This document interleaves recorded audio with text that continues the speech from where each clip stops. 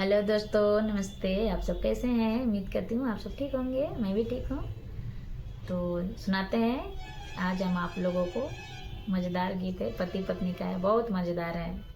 आप लोग ज़रूर सुनिएगा। अच्छा लगे तो लाइक सब्सक्राइब कमेंट ज़रूर कीजिएगा दोस्तों, प्लीज़। सुनिए।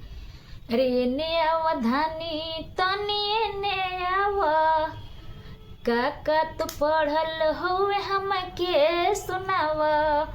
एने आवधानी तनी एने आवा, काका तो पढ़ल हुए तनी हमके सुनावा। का सुनाई राजा जी, का हम सुनाई, हमके कुछ ना बुझाला।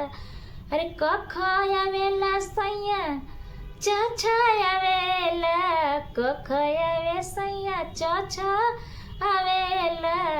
ए सैया टठ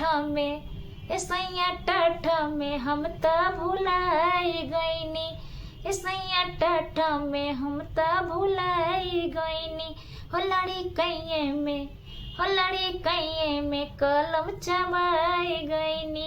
लड़ी कइये में कलम चबाई गईनी। छोड़ना बहिया जाएदा हमके, छोड़ना बहिया जाएदा हमके। होसैया पढ़े खातिर हम तो खूबे पिटाई गईनी। होसैया पढ़े खातिर खूबे पिटाई गईनी। हो लड़ी कइये में कलम चबाई गईनी। हो लड़ी कइये में जात रही पढ़े त लगे नहीं मन हो, जात रही पढ़े त लगे नहीं मन हो।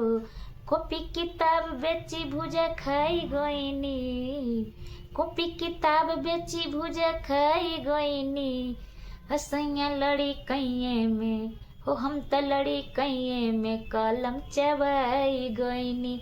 हम त नहरे में कलम चबाई गईनी।